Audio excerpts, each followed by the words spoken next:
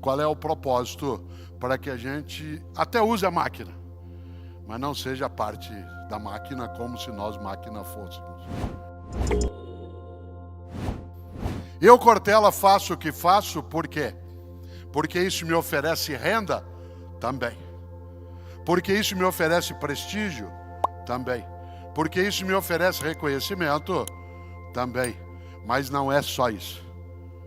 Isso auxilia imensamente que eu faça o que faço com alegria, com dedicação, né, com uma satisfação grande, mas não é a razão exclusiva, porque o que faço é a minha obra, não é só o meu emprego. É o meu emprego como forma de meio de vida, mas não é apenas o emprego. É o que me move, é o que me movimenta. No entanto, gosto de lembrar algo e vou trazê-lo aqui de novo. É preciso, sim, saber qual é o teu propósito. A coisa pior é quando você, não tendo nitidez do teu propósito, alguém tem por você e te conduz e te leva. De novo a palavra alienação. Você não se pertence. Quando você não é capaz, ou eu não sou capaz, de ter clareza de quais são as razões pelas quais faço o que faço, é claro que eu até posso seguir fazendo de modo automatizado, mas aquilo perde qualquer sentido. No dia 16 de abril de 1889, há 104 anos, nasceu em Londres uma das pessoas que eu mais admiro, Charlie Chaplin. Charlie Chaplin, um homem que foi capaz de trazer a emoção da arte, de tornar a vida mais engraçada, tirar um pouco do desgraçado da vida por intermédio de uma personagem que ele criou, que é o vagabundo, o Carlitos. Quem aqui não se lembra das imagens de Carlitos, seja no filme O Garoto, né, seja no filme que trará, né, As Luzes da Ribalta, mas especialmente Charlie Chaplin foi capaz de nos encantar com a graça da não desistência. Não é casual que ele seja um dos personagens mais imitados, né? É fácil a gente imitá-lo. Ele morreu no dia 25 de dezembro de 1977, no dia de Natal.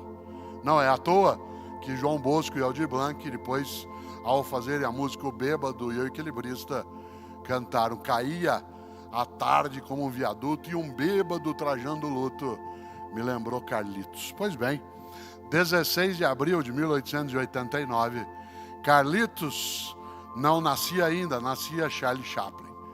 Charlie Chaplin, um homem que produziu cinema mudo em larga escala e que em 1936, olha só, 1936, fez um filme que tem muito a ver com essa reflexão. Um filme chamado Tempos Modernos. Primeiro, que é, ainda num cinema que já não era mais mudo, ele faz um filme, Tempos Modernos, que é quase todo ele mudo. É o último filme mudo do Charlie Chaplin e é o primeiro filme em que a voz dele aparece. É o último filme mudo dele e é o primeiro em que ela aparece porque ele canta.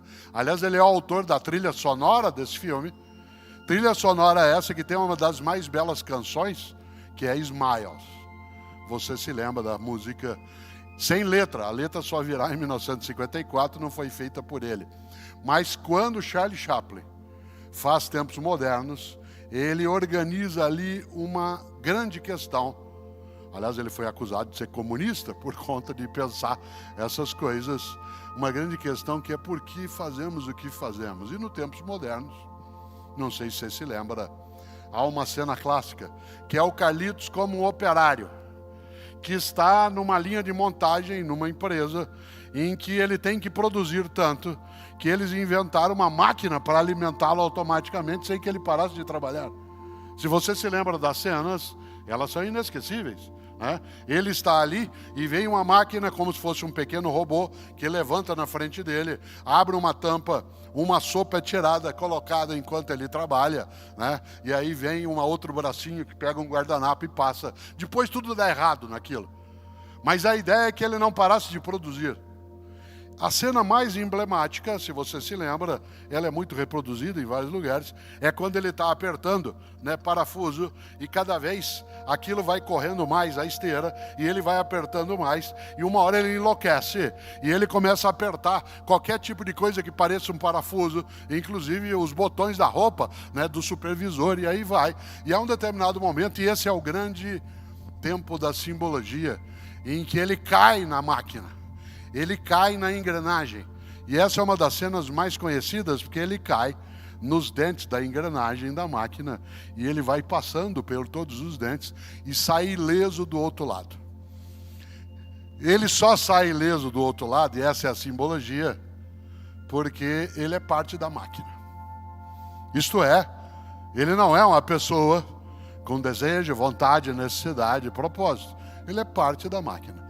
Se ele não fosse parte da máquina, ele seria triturado naquela máquina. Mas ele se integra tão bem com a máquina, que da máquina parte sendo ele compondo a mesma máquina, nada mais é. O filme fala sobre necessidade de humanização do mundo do trabalho. Ele irritou todos os cantos, desde o mundo nazista, em 1936, até o mundo stalinista soviético. Ele conseguiu, Charlie Chaplin, gerar inimigos para todos os lados. Porque ele trouxe uma questão à tona. Por que fazemos o que fazemos? Aliás, essa obra antecipa um pouco, que vai ser depois o Grande Ditador, antecipa um pouco as reflexões que ele fará, até o momento em que, não sei se sabem, essa genialidade dele foi homenageada com um Oscar honorário. Ele é o maior tempo de aplausos em pé de toda a história do Oscar. São 14 minutos de aplausos ininterruptos, quando ele já mais idoso recebeu essa homenagem. Mas eu cito aqui Charlie Chaplin, há 134 anos nascido, porque ele foi capaz de nos provocar com uma questão. Qual é o propósito para que a gente até use a máquina, mas não seja parte da máquina como se nós máquina fôssemos? Isso vale para o casamento, para a amizade, para a convivência, para o emprego.